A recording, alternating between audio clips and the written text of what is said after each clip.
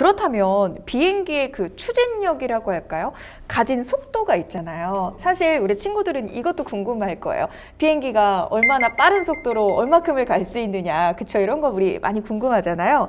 자, 그럼 비행기의 속도나 추진력들은 어떻게 좀 결정이 되는 건지 우리 커뮤니케이터님 한 말씀 부탁드려요. 사실 이 부분에 대해서는 아마 연구원님이 조금 더 자세히 설명을 해주실 것 같은데, 기본적으로 이제 앞으로 나가는 힘이 있어야 되다 보니까 뒤로 빠지는 작용 반작용의 원리에 의해서 똑같이 들어가는군요. 앞으로 빨리 나가려면 뒤로 더 많은 엔진에 의해서 더 많은 연료를 내뿜어야 되겠죠. 그래서 그런 거를 얼마나 빨리 태울 수 있고 얼마나 효율적으로 태울 수 있냐에 따라서 또 달라질 것 같습니다. 그렇다면 연구원님은 어떻게 생각하시죠? 예, 그러니까 일단 기본적으로 비행기가 빨리 날려면 좋은 엔진, 파워가 있는 엔진이 있어야 돼요. 짱짱한 엔진. 상대적으로 조그만 엔진은 조그만 힘을 낼 거고 큰 엔진은 큰 파워를 내겠죠. 그래서 이제 일단 엔진, 추력이 가장 중요한 거고요. 그 다음에 추력이 있으면 비행체 보통 이제 보시면은 이렇게 유선형 형상이 있지 않습니까? 네. 그러니까 우리가 뭐 각진 비행기는 보지 못하셨을 거예요. 그러면 그만큼 항력에 대한 부분이에요. 그러니까 비행기가 앞으로 나갈 힘은 똑같을 때, 예를 들면은 비행체 형상이 어떻게 유선형으로 항력을 덜 받고 나아가느냐, 이런 형상이 비행체의 속도에 영향을 또 미치게 되겠죠. 그런 부분이 영향을 미치고, 그 다음에 이제 날개가 아까도 말씀하셨듯이 고정이냐 또는 어떤 이제 속도에 따라서 날개 형태를 가져가는 방법이 여러 가지가 있습니다. 그래서 그런 형상을 모두 종합적으로 고려해서 비행체의 속도가 결정이 되는 거죠. 이건 굉장히 일차원적인 질문일 수 있는데 갑자기 궁금증이 생겼어요. 우리 자동차의 엔진이 어디쯤에 있는가는 다들 알잖아요. 혹시 비행기에는 엔진이 도대체 어디에 있나요? 비행기는 일반적으로 여객기 같은 경우는 그 날개 밑에 이렇게 붙어 있는 거 보셨죠? 날개 밑에요? 예. 날개 밑에 붙어 있는 경우도 있고요. 지금 이런 비행체 같이 푸시업 비행기라고 하는데, 이런 비행체들은 실제로 엔진이 지금 요 뒤쪽에, 날개 뒤쪽에 바로 붙어 있는 경우도 있고. 이게 엔진이에요? 예, 이것이 엔진입니다. 요거요. 그 엔진이 되겠고요. 또 이제 기존의 이제 비행기 같은 경우는 앞쪽에 프로펠러가 달려 있는 부분도 있습니다. 그 프로펠러를 돌리는 게 바로 엔진의 힘이거든요. 엔진이 뒤에 있는 게 아니라 앞쪽에, 그러니까 좌석 앞쪽에 붙어 있어서 그 앞쪽에서 엔진의 그 축에 돌아가는 힘으로 돌리거든요. 그래서 엔진의 위치는 여러 군데 있을 수 있다고 볼 수 있죠. 여객기냐, 뭐 헬리콥터냐, 다양하게 조금씩 엔진의 위치가 달라질 수 있겠네요. 네. 자, 그렇다면 항공우주의 과학의 세계, 사실은 이 부분은 진짜 알면 알수록 파고들면 파고들수록 굉장히 폭넓고 복잡한 분야가 아닐까 생각하는데, 우리나라의 현재 이런 항공우주 기술력이라던가 이런 상황들 어느 정도까지 수준까지 도달해 있는지 궁금합니다. 연구원님께서 지금 계신 한국항공우주연구소를 기준으로 해서 주축으로 해서 많은 연구들이 이루어지고 있는데요.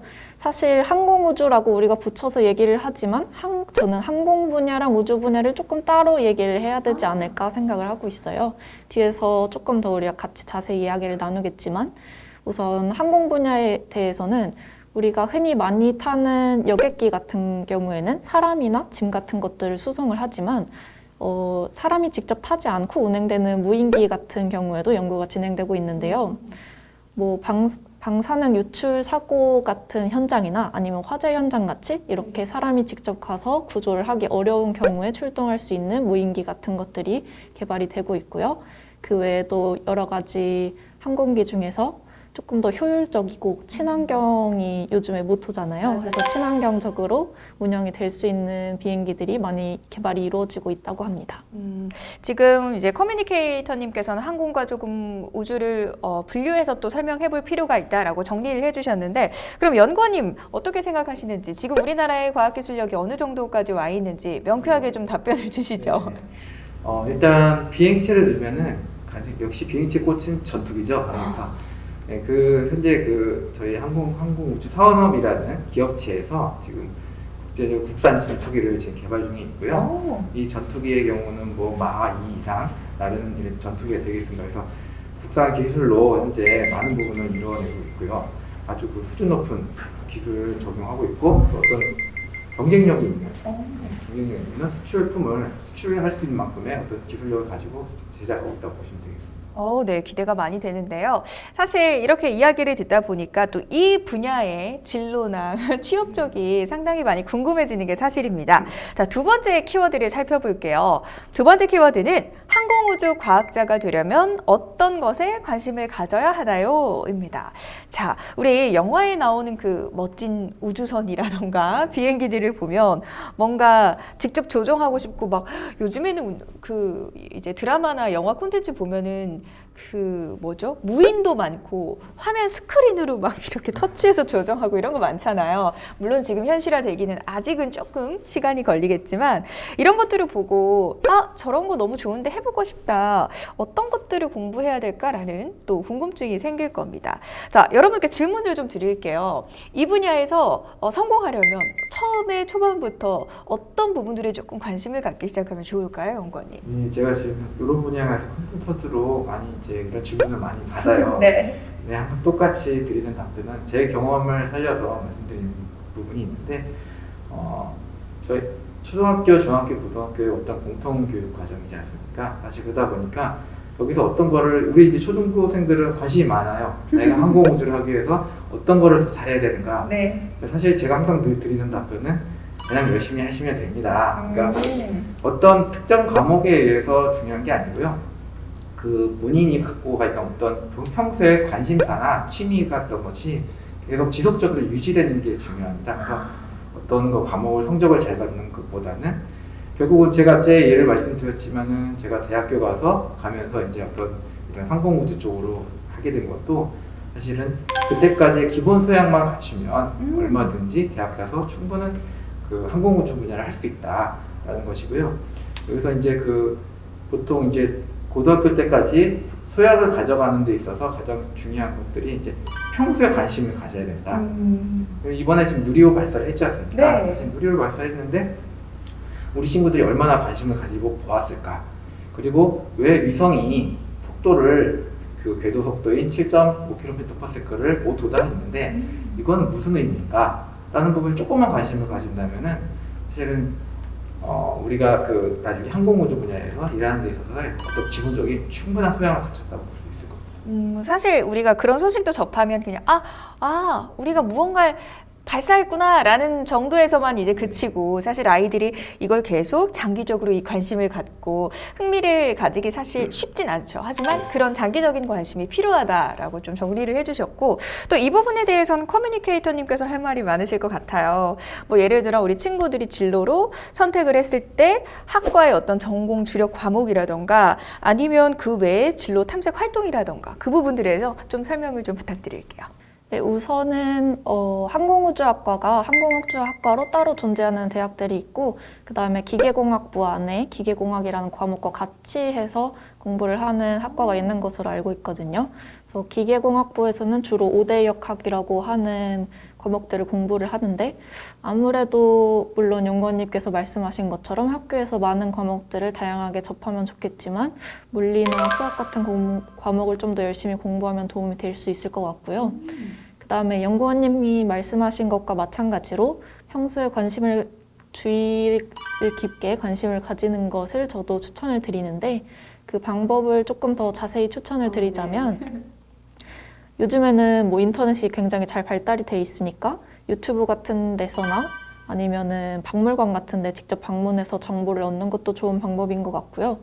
저는 가장 좋은 방법은 직접 손으로 뭔가 체험해보고 만들어보는 거를 추천을 드려요. 그래서 조종을 하는 거는 사실 조금 다른 분야긴 하지만 그래도 비행기나 아니면은 뭐 로켓 같은 거에 대한 감각을 키우고 싶으면은 그런 시뮬레이션을 하는 거를 좀 더 공부를 해본다거나 그런 식으로 공부를 할 수가 있을 것 같고요. 또 다른 방면에서는 물로켓 같은 걸로 시작을 해서 최근에는 학생들이 참여할 수 있는 로켓 분야 연구 대회가 굉장히 활발하게 열리고 있거든요. 구체적으로 어떤 대회, 그런 대회 나가면 어떤 것들을 하나요? 우선 제가 지금 기억이 나는 거는 캔 위성 대회라고 학생들이 직접 캔 모양의 작은 위성을 만들어서 우주로 쏘아 올리는 그런 대회가 있다고 들었어요. 그거 이외에도 뭐 작은 로켓 같은 걸 만들거나 하는 대회들이 진행이 되고 있는데 이런 경우에는 뭐 기업 같은 데서 지원을 해줘서 이런 분야는 어떻게 연구를 하면 좋겠다고 컨설팅이나 피드백을 같이 해주기도 하고요. 그다음에 학생들이 자체적으로 이런 로켓들에 대한 지식을 공부를 해서 직접 만들 수가 있기 때문에 추후에 항공우주 분야의 연구를 하는데도 큰 도움이 될 거라고 생각을 합니다. 저는 이런 대회나 공모전들이 열리는 줄 잘 몰랐어요. 연구님, 이런 대회들이나 공모전들은 그럼 어쨌든 기업들이나 기관들이 지원을 해서 우리 학생들과 같이 좀 차기적인 어떤 이런 상상력을 위해서 어떤 진로 탐색 분야의 일환으로 프로그램들이 세워지는 건가요? 맞습니다. 네, 지금 현재 저희 항공우주연구원에서도 캔 위성, 화학 위성, 큐브셋 또는 이런 이제 룰로켓 이런 데 여러 가지 대회를 같이 주관하고 같이 하면서 학생들의 어떤 호응이라든지 학생들의 동기부여를 하는 데 있어서 많은 역할들을 지금 하고 있습니다. 그렇군요. 자, 우리 연구원님께 좀 질문이 있는데요. 사실 이 한국우주공학연구원이 되려면 공부를 진짜 많이 해야 될 것 같고, 뭐 말씀하셨지만 뭐 초중고 때 내가 과학을 뭐 그렇게 그때부터 하진 않았다 이렇게 말씀은 하셨지만 과학이나 물리 쪽에서 분명히 좀 더 유리하셨을 것 같아요. 어떻게 해야지, 어떠한 과정을 거쳐야지 연구원이 될 수 있는지 답변 부탁드립니다. 저는 개인적으로 수학을 좀 좋아했습니다. 이거 봐요, 맞아요. 뭐 다른 거 사실 국어, 영어 잘 못했고요. 상대적으로 이제 수학하고 과학을 조금 좋아했습니다. 그래서 이제 성적은 잘 나오지 않았지만은 뭐 그런 거가 되게 중요한 게 아니고요. 그런 것들을 계속 꾸준히 해오다 보니까는 일단 이제 물리 현상에 대해서 이런 것들을 어떤 이제 수식화하고 이런 것들을 검증하는 또는 이렇게 증명하는 그런 과정들을 좋아했어요. 그러다 보니까 이제 어떤 비행기가 나는 원리라든지 뭐 위성이 어떤 궤도로 돌아야 돼, 어떤 속도로 돌아야 되는지 이런 것들을 할 수 있는 기본적인 이제 제가 이제 찾아서 하기 때문에 그런 것들이 이제 도움이 많이 되는 거죠. 그렇다면 커뮤니케이터님은 이렇게 커뮤니케이터님처럼 이런 직업을 갖고 싶어요 하는 학생들에게 나는 이런 식으로 공부를 했다, 나의 주력 분야 이런 거였다, 좀 소개를 해주시자면 어떤 게 있을까요?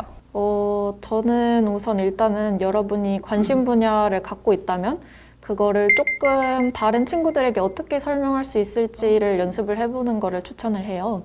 공부를 할 때도 왜 다큐멘터리 같은 것을 보면은 남한테 설명을 할 때 내 머릿속에 더 많이 잘 남는다라고 맞아요. 얘기를 하기도 하잖아요. 그래서 공부를 하는데도 도움이 되기도 하고, 본인이 갖고 있는 지식들을 친구들에게 어떻게 설명할지를 조금 더 생각을 해보다 보면은 점점 더 쉬운 언어로 점점 더 매끄럽게 설명을 할 수 있는 방법을 찾을 수 있을 거예요. 그런 거를 연습을 하다 보면 자연스럽게 과학 커뮤니케이터가 되는 길이 열리지 않을까 싶습니다. 네, 좋습니다. 자, 이렇게 두 분과 함께 항공 우주 과학 분야에 대한 다양한 이야기를 나눠보고 있는데요. 자, 세 번째 키워드도 바로 이어서 살펴보겠습니다.